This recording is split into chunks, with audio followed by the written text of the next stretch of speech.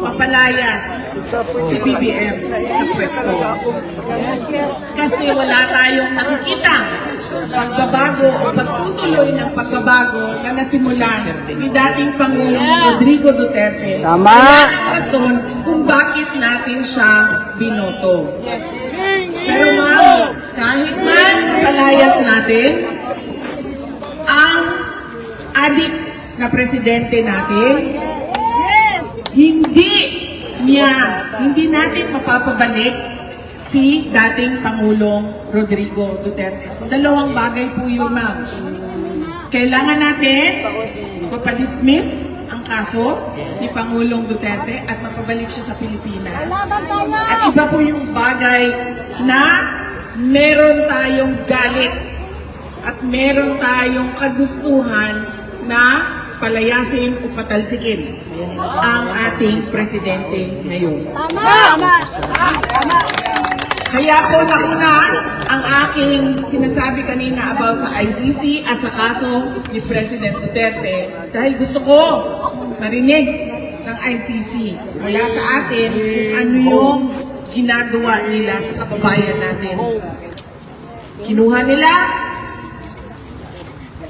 binigay siya ni BBM sa ICC. Pero hindi makukuha pabalik ni BBM si dating Pangulong Rodrigo Duterte. BP, kung ikaw na ang presidente, mapauwi na. Bakit? Kasi pumasok na siya sa ICC. kulungan. Under custody na siya sa ICC. Kasi sinurrender siya ng Pilipinas. Pero mali yung pagkuha, di ba? Yes, ma'am. Yan din ang sinasabi natin, ma'am. Bakit? Tulad ng sinabi ko, nagtanong si ma'am, ano bang magagawa namin? Tanungin niyo ang Dutch government, bakit kayo sumali sa pagkidnap? Bakit kayo sumali sa extraordinary rendition kay dating Pangulong Duterte? At ganun din ang ICC. Punuin ba na sila? Sabi nila, sila ay para sa human rights, sila ay para sa democracy, liberty, freedom. Pero, nakita natin, di ba? Ano ginawa nila? Tinanggap nila with open arms ang taong kinidnap sa sariling bayan. Para magkapera sila. Dapat din na Isa sariling mantika mga Pilipino. Meron pa tayo, bubuhon pa tayo. Yes, ma'am. Pero, merong interim release na pwede sabihin ng Pilipinas na ibigay niya sa amin dito habang kayo ay nagtatraya na nagkakaso. At kami ang maninigurado na a-attend siya sa kanyang hearing. Napupunta siya sa mga lahat ng patawag ninyo. At hindi siya mawawala. Ba't di nila nga ginagawa? Yes, ma'am. Dinagdagan sila yung bayad sa ICC. Dinagdagan nila yung bayad sa ICC. Wala na yung video na yan.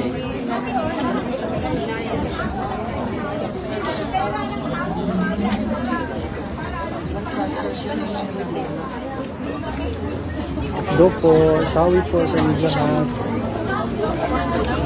Yes, ma'am. Kasi gusto nila tumulong o mag-cooperate. Bakit? Ang tanong po ay, bakit ginagastusan ng gobyerno ng Pilipinas ang mga peking witnesses dito sa kaso sa ICC? Kasi, ma'am, gusto nilang mag-cooperate sa ICC case. Kasi sabi ko nga sa inyo kanina, nagagamitan sila.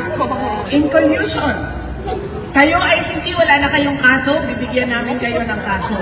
Ito, kalaban namin sa politika, na natatalo kami sa politika, ibibigay namin sa inyo. At sa inyo na yan, ikulong nyo na yan para hindi na siya makabalik sa bansa.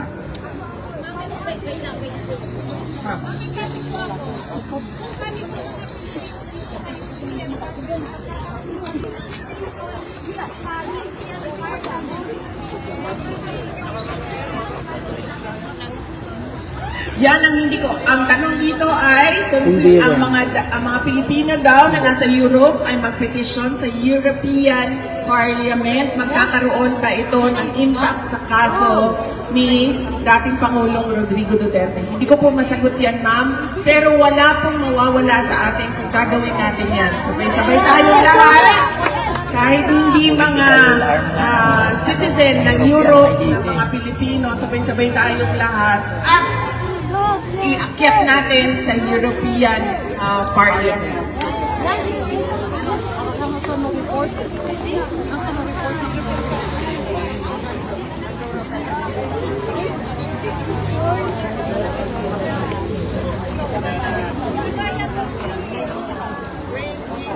Magandang sa inyong lahat.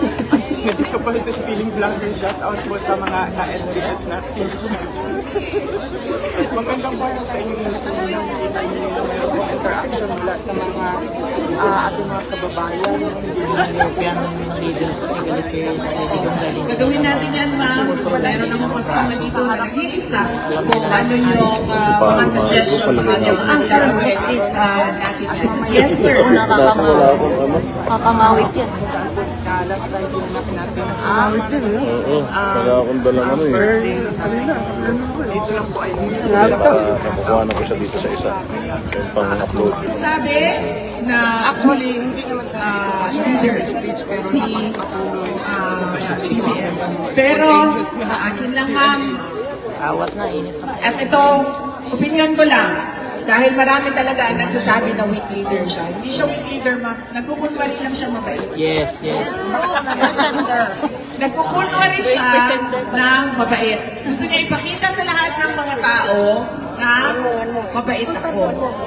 Pero, dahil presidente ka, magagaling pa rin sa iyo ang utos. Dahil lahat yan, ma'am, alam ko na yan. Alam ko ang trabaho sa gobyerno. Lahat yan magtatanong, may approval ba ito ni Inday Sara? Hindi gagalaw yan.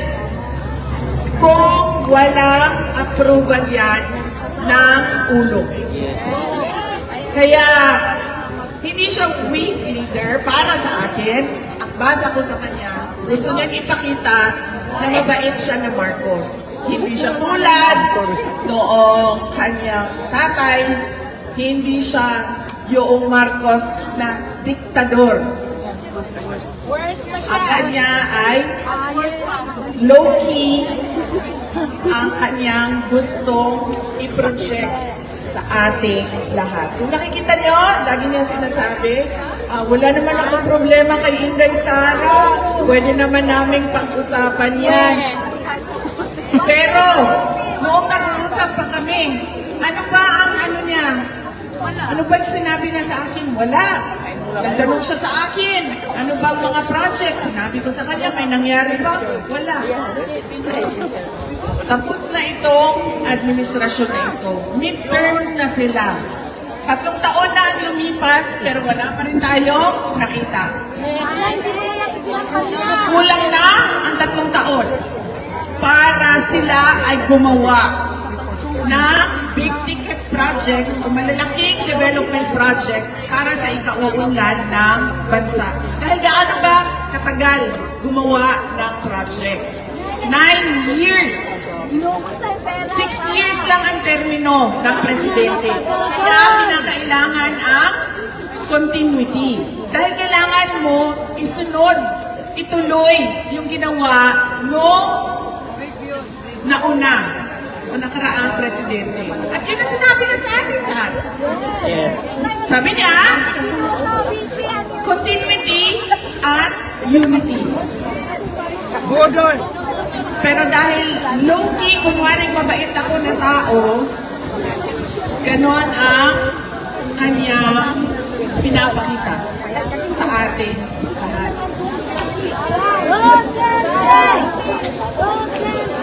Ma'am, naatrasan niyo po.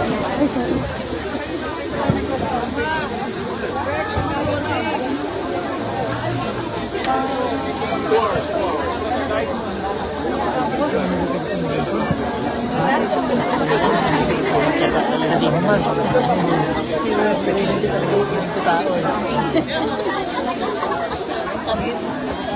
Ay, sorry, sis, natabunan ko ba? Sorry, natabunan ko ba?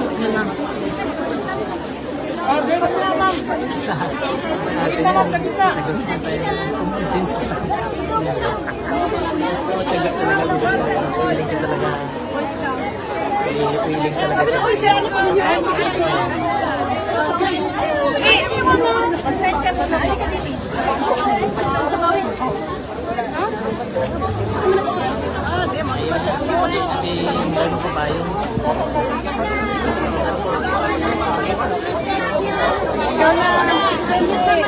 Ang tanong dito ay bakit hindi masabi ni Senator Amy Marcos na ang kapatid niya, si President Marcos, ang nagpadala kay Pangulong Duterte dito sa Dahig.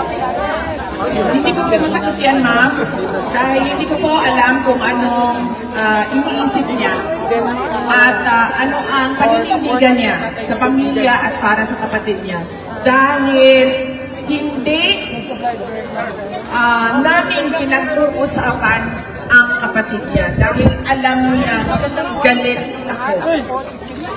Kaya hindi namin pinag-uusapan si Pangulo Bongbong Marcos. Shout out po sa ating mga kababayan na taga-suportan. Dating Pangulo Maraming salamat. Hindi po natapos ang aking talumpati sa ICC. Ako nang bahala na ipagpatuloy yung aking mensahe sa iba't ibang plataforma dahil ang ating mga kababayan sa Korea ay ganun din ang kanilang gagawin. Gusto nila ng rally na makita ng mundo kung anong kamalian ang ginawa sa ating kababayan na nandyan sa loob ng detention center. Magkita-kita po tayo mamaya. Yes. Dahil ako po ay hindi European at hindi ko na kaya. Sunblock! Sunblock! Ang init na yun. Kaya natawag niyo na hawa. Grabe Kaya na natawag niyo na nagkakira Gusto bin. niyo talaga itong init na Yes! Yes! Yes! Yes! Yes! Hindi ba kayo magkakasakit? Hindi! So, bali sa lahat ng ito, ako lang pala ang magkakasakit. Ayaw pagkasakit kay Presidente pa ka. Ayaw natin ang araw sa Pilipinas, araw-araw ito. Minsan lang ito dito. Yes, ma'am.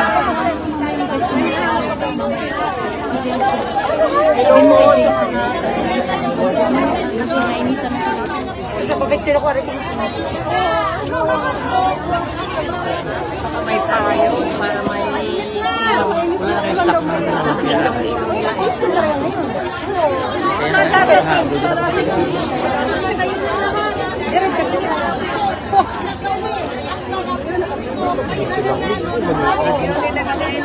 Considerate naman kayo. Ako din, ma'am. Kahit ako, ma'am, gusto ko rin na talaga. Sabi ko nga, I am frustrated with the administration of BBM. Gusto ko na rin, dahil nagsasayang tayo ng oras, magsayang tayo ng takbo. Nagmamadali po tayo bilang isang bansa. Alvin! Nagpapasalamat ako sa inyong lahat, sa inyong suporta at sa ating pagkikon yung umaga na ito. Ayan na po at magpatuloy tayo mamaya. Sundan nyo lang, abangan nyo sa Van Regan. Dahil after dito, ay nilipat kami doon from 8 o'clock Okay, na to. Pinas time. Ayan na natin. End na natin ha. So, Mamaya ulit, tayo mag-live mamaya. tayo paglipat natin to sa amin.